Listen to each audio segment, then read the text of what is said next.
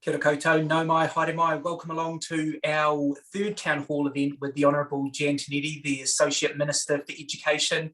It's fantastic to have you here yet again, Jan. Tonight's topic that we're covering off is a really important kōrero around ending streaming and ability grouping in primary and intermediate schools. We have got a couple of speakers today that are going to be helping us start the kōrero before we hand it over to you for a Q&A at the end. But before we get to that, I am going to open with a whakatauki. He mahi tahi tātou mō te oranga o te katoa.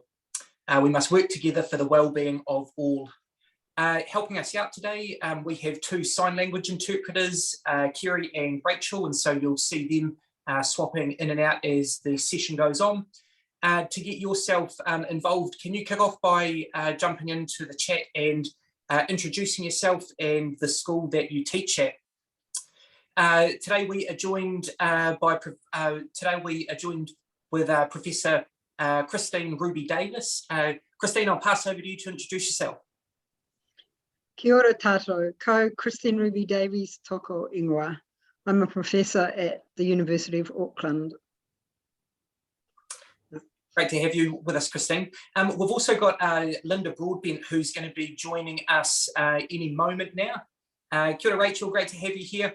And so when she pops up, I'll get her to introduce herself. And the next person I will introduce is a friend of NZI Aotearoa, a long-time member, long-time principal, member of National Executive, area council chairs. She certainly has a very long NZI Aotearoa CV, and those people that know even a little bit about Jan will know that she is incredibly passionate about inclusive education, and we're really lucky to have you in the role that you're in. Jan, it's great to have you here. Kia ora, Liam. Thank you. I'm always excited to come to anything that's with NZI and talk about my favourite subjects, especially about inclusion. So thanks for having me. Awesome. Christine, I'm going to pass over to you to kick off to talk a little bit about your work. Okay, thank you.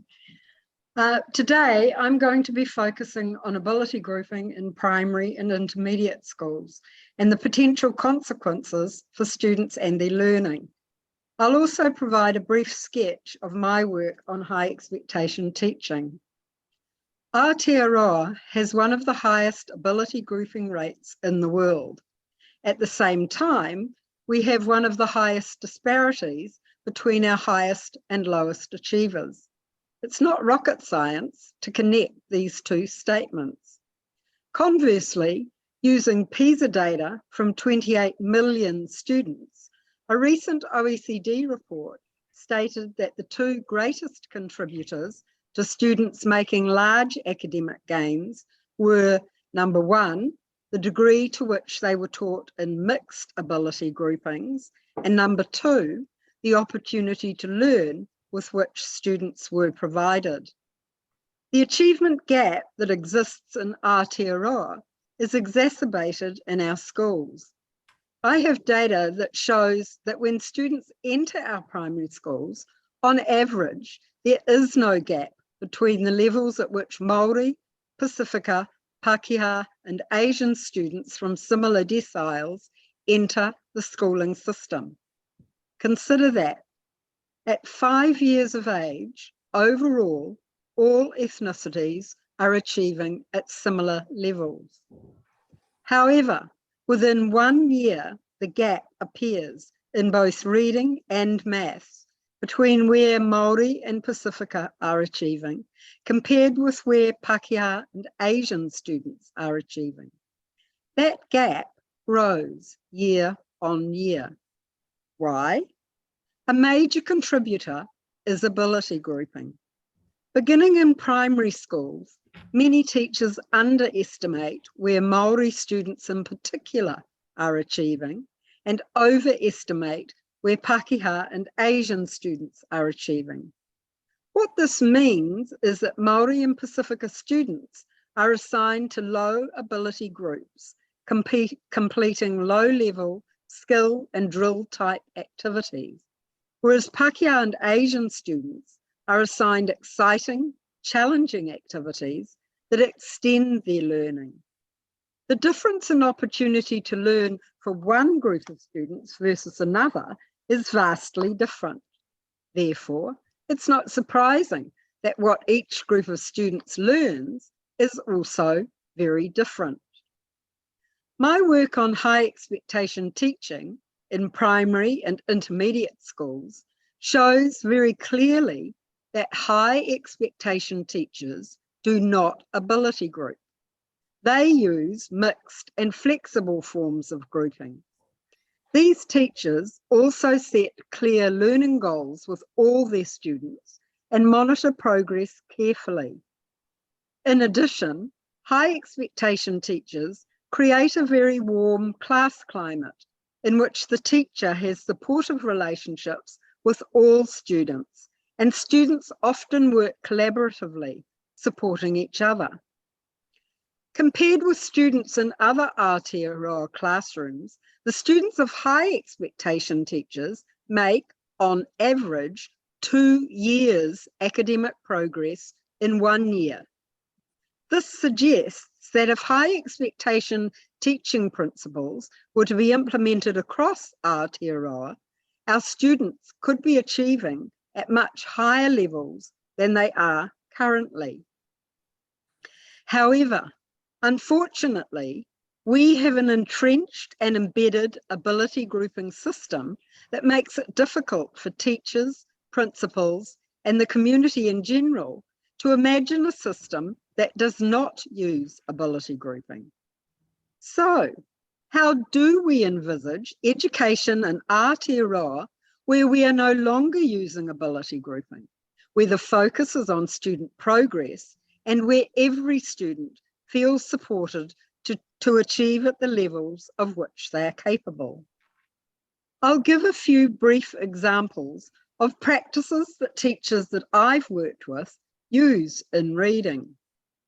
At the new entrant level, when students arrive each morning, there's a range of reading books from the red to green levels available to select.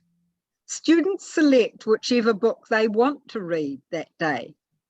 The teacher calls students to read with her based on the book they've selected, not their level. She reads the book to them first. She then focuses on different skills for different students. They're all listening, they're all absorbing. Students are then given a card to put in their book to take home. Green means I can read this book myself. Orange means we can share this book. Red means you need to read this book to me. At junior and middle levels of primary, the teacher can offer a variety of activities, but all the selections have books covering a wide range of levels. Students choose whichever book they like in relation to the choices for that day. The teacher runs workshops based on skills that students can opt into, with the occasional teacher suggestion. Students attending the workshops and the workshops themselves change daily. So reading levels are not salient in these classrooms. At intermediate level, the teacher advertises a range of novels. The students select whichever novel they wish and then work together on activities they select that are assigned for that book. Overall, the number of different books and activities available for students wouldn't change a lot from what teachers currently make available. It's just that the classroom is structured differently, with all books and activities available for all students. This means that all students are completing high-level, challenging and exciting activities. All students have clear learning goals, and teacher feedback focuses on progress towards goals. Because the available activities and books are interesting and students can see that they're making progress, all students become highly motivated and engaged. These are the thriving classrooms I would like to see throughout Aotearoa. Thank you. Kia ora, Christine. It was so cool that you had that focus on kind of practical examples of what that shift needs to look like, because I know that's going to be a massive part of the work that we have ahead of us.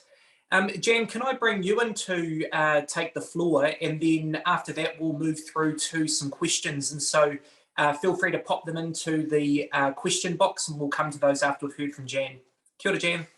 Kia ora, Liam. Thank you for that. Look, I just want to say that our government does have a vision for an inclusive education system where the aspirations of all our young people are realised, and we do know that streaming is a key barrier to accessing learning opportunities and determining for young people to determine their own path in education. Like Christine's talked about the local and the international evidence too, and it's clear that streaming can do more harm than good. And there's a whole lot of different areas that feed into that, such as the biases that we might have towards young people and groups of young people. And those are something that need addressing, because we already know that we've got inequitable outcomes, especially for Maori, Pacific and disabled learners, who are disproportionately and really disproportionately in those lower streams and those lower groups. And I think that that's something that we need to also address. And Christine did that really well by talking about the groups, because people think streaming, it's streaming of classes when they automatically think, because that's how we've always thought about it, but it's within class as well that we need to be looking at. We know that our learners and their whānau have high aspirations in classrooms and in their education. So it's got to be, to address this, we've got to have collective efforts within and outside the system to ensure that all have access to opportunities necessary to fulfil their aspirations. And Liam, I'd like to say a big thank you to NZEI for taking up the mantle in this work, because it is critically important.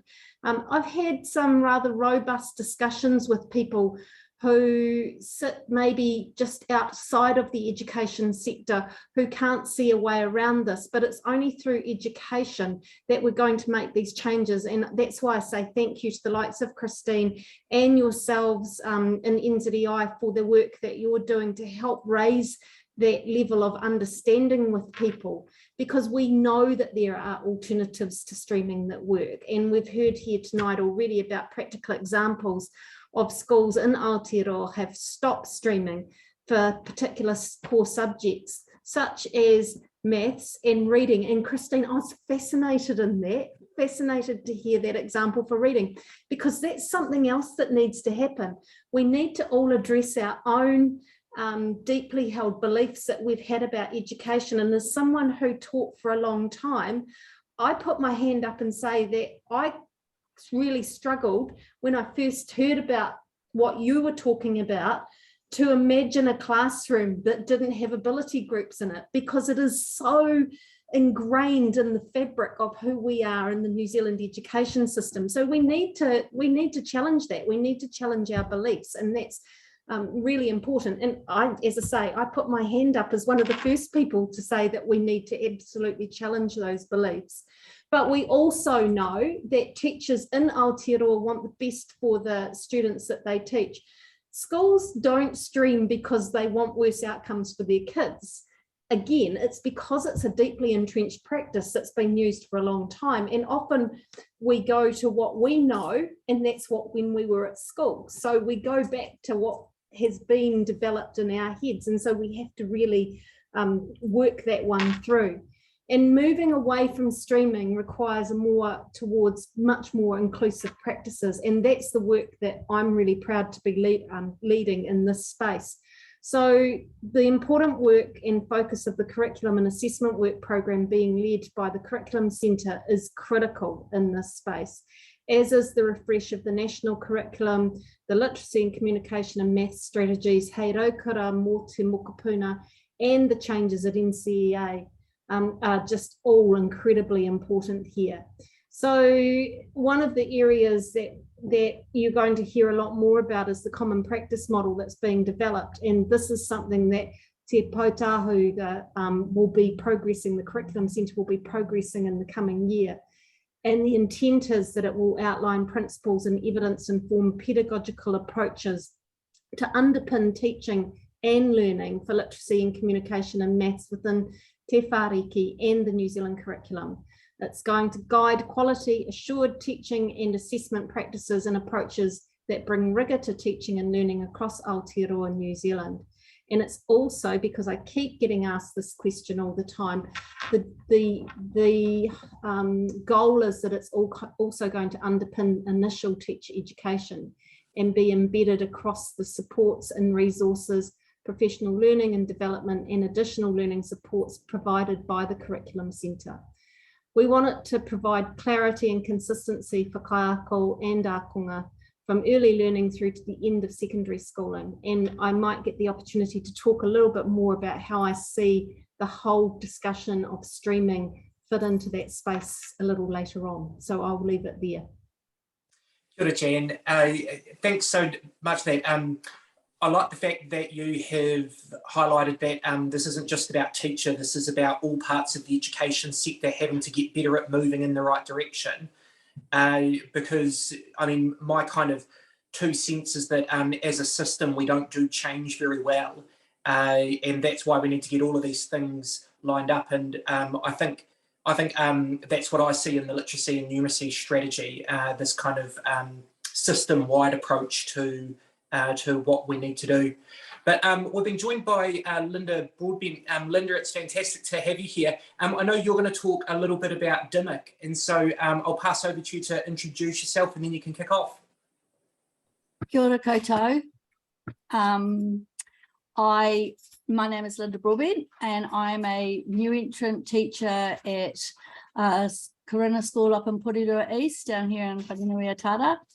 I have been a teacher using the DMIC pedagogy since 2015 when it was introduced down in our area of the woods, and have basically it's reformatted the way that I teach. It's so DMIC is essentially it's developing mathematical inquiry communities. So it's about a different way of doing maths. And it's about, but yet is very focused in the mathematics. It is totally not ability grouped. In fact, we work very hard to make sure that there are no ability groups. For me, I learned how to do this, and now I'm a mentor. So I actually go around schools in the Wellington area and work with teachers to help learn the pedagogy and improve their practice and just see their kids getting the best chance at becoming mathematicians. So the key tenets of this pedagogy are the fact that it is a culturally responsive teaching practice.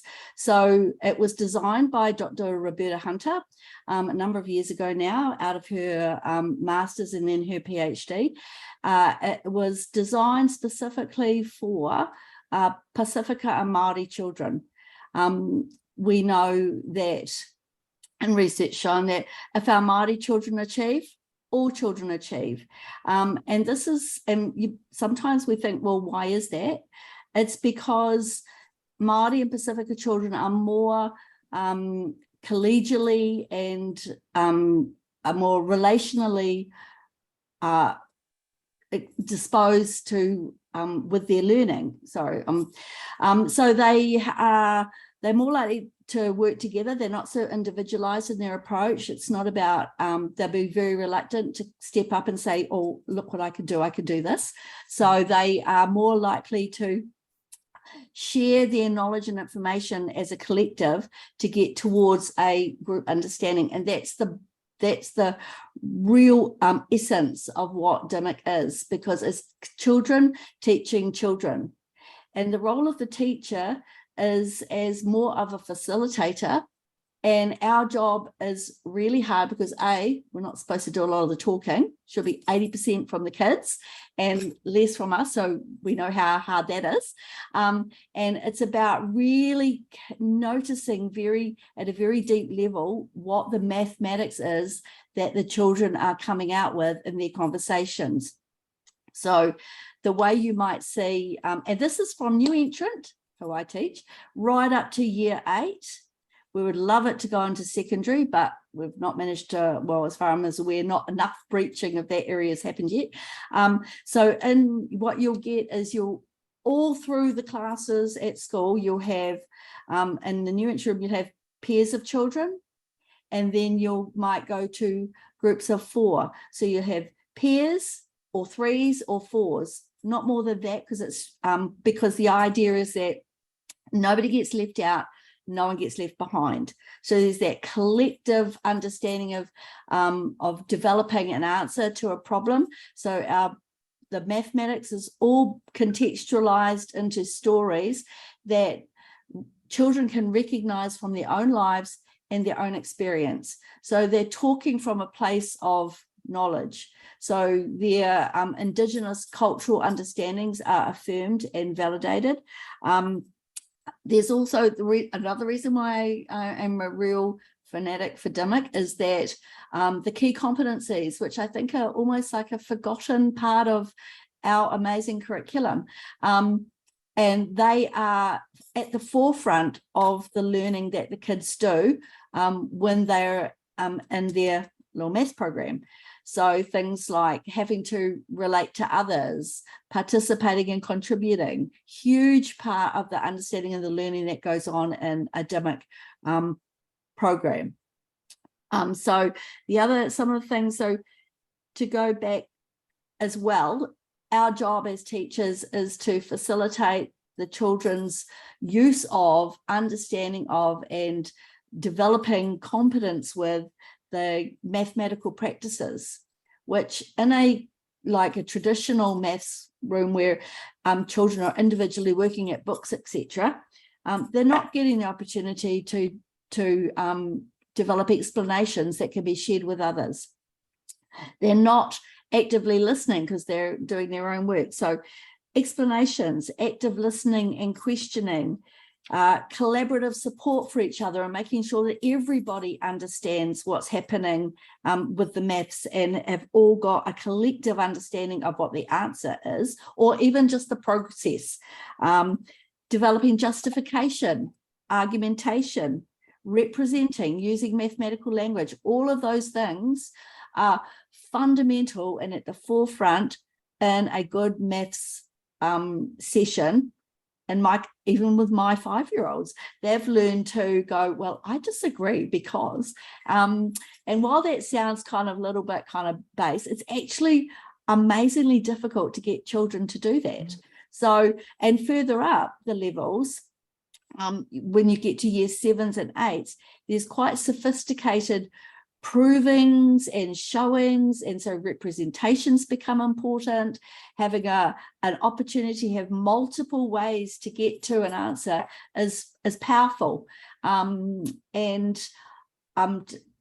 me personally, I ditched maths at 4th form and was really useless at maths. Part of the reason why I went to teach 5-year-olds, maths is not that difficult down there, but I found that just teaching 5-year-olds has massively improved my own mathematical ability.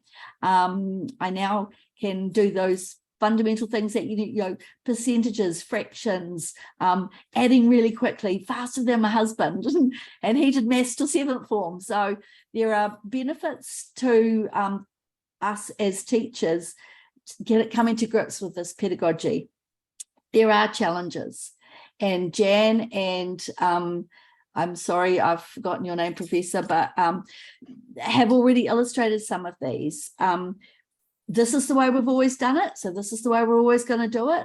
And, you know, well, some kids, it does work for some children, and that's fine, but I want to suggest that that's not okay any longer. Maths learning, all learning, has to work for all of our children, and there's no reason why it shouldn't. I know that high expectations, I have very high expectations of the children I teach. I was really interested to hear what Christine referred to around how when children come in, how they're all at the same playing field. And I think ECEs probably have a lot to do with that, and the fact that they have high expectations of their children as well. So high expectations also lend themselves hugely to teachers being aware of what the children in their space are doing. And being the facilitator means that our job isn't to give the answer. Our job is to draw that knowledge out from the children that are there and expose them to opportunities through this problem-solving process to develop their own understandings and build their own capacity and capability in being a mathematician. I'm not entirely sure how long I'm supposed to go for, so I'll probably talk about open questions. Yeah, thanks so much for that. I actually hosted a group of Canadian teachers through schools in Aotearoa that were doing DIMIC, and I was a classroom teacher, yes, 7 and 8 students at the time. And the thing that struck me was the use of oral language through maths. And I knew then and there that you guys were doing things in your classrooms that I wasn't doing back with my normal approach to maths. And I remember that very specific conversation around how so many of the skills are transferable across other parts of the curriculum. Absolutely. I am looking at the time though. Jan, I appreciate that you might be back to back, and so if you have to drop off, feel free to. But before you do, Jan, can I pass over to you to pick up on what you were talking about around the literacy, communication and maths strategy? And one of the questions that's come through in particular has highlighted PLD and initial teacher education. Yeah. So I talked about the strategy and how the common practice model is going to be critical to working and addressing our biases that we all hold about streaming as well. And it's good to hear Linda talking about that too, because it is quite confronting. And so that common practice model is going to be essential. But totally understand the PLD and the resourcing that needs to sit in alongside all of the work that we're doing to make the critical changes that need to be made. And so very shortly, like I'm going to put my head out here and say within 3 to 4 weeks, you're going to have the action plans of the next steps that are going to highlight out what that's going to look like. One of the things that I've been really clear about with my officials is that the resourcing needs to sit in alongside this. And I see people like Wendy on here who have even today had a meeting with me to say, don't forget about the time and the resourcing that's needed. I've heard the message loud and clear. It will be really, really important to get this right and to see the shifts that we want to see. You talk about ITE, this needs to really, really underpin what we're doing in the ITE, and I already have said that this is incredibly important. So there will be some shifts in that space too, because we want our teachers coming out ready. We don't want to keep reinventing the wheel, and we've already a stressed workforce as it is. Here I'm still saying we, 5 years into this, and I'm still saying we, but it's a stressed workforce as it is. And we've got to have a readiness that sits there. So I'm really passionate about that work too, and looking forward to seeing that become critical and crucial in the ITE space. Kia ora, Jan. I mean, it's great to hear that change is being partnered with both time and resourcing, because my sense is that there's an awful lot of goodwill out in the sector to get this stuff right. Teachers just want the tools to be able to do it. We are up against time, but I'm just going to pass over to Christine and Linda with a question that you can take in any direction you want around what you see as the biggest challenges for schools that they are likely to face on this journey to end streaming. Christine, can I start with you? I mean, I think one of the huge challenges is going to be working with communities, because this ability grouping is incredibly entrenched in our schools. All of our parents who came through the system came through an ability grouping system. I think it's interesting that overseas, a couple of countries recently have moved to mixed ability grouping. One of them is Italy, and since they moved, each time their results in PISA have gone up But Poland was another one who did that. And when they changed, their results went up, but they had so much community pressure that they ended up going back to ability grouping, and their results have dropped back down again. So I see that as we certainly need resourcing for teachers. Obviously, there has to be a lot of PLD, but there also needs to be a lot of work with communities as well, so that they realise the importance and significance of this move and the benefits for their own children as well. Good, Christine. Linda, any thoughts? Yeah, I remember having a young lad that was, and he was a good mathematician, and he really struggled with the change to mixed ability because he liked to do his maths fast. But we know there's that Samoan proverb is on our own we can go fast, but together we can go further. And so, and that's what it's like. And it needs time to make that shift. And it was a whole year before that young lad, and I think he was about 9, actually got used to the mixed ability approach and then saw its benefits as a child. Our communities, this is the way they do stuff. They're collective, they do everything in like, everybody has their different strengths they bring in, their different goals. So for perhaps Pacifica Māori communities, it's a more natural kind of situation to be in. Whereas for us more Pākehā, who have had this way of teaching and learning for the last, I don't know, 150 years, it's a bit of a shift.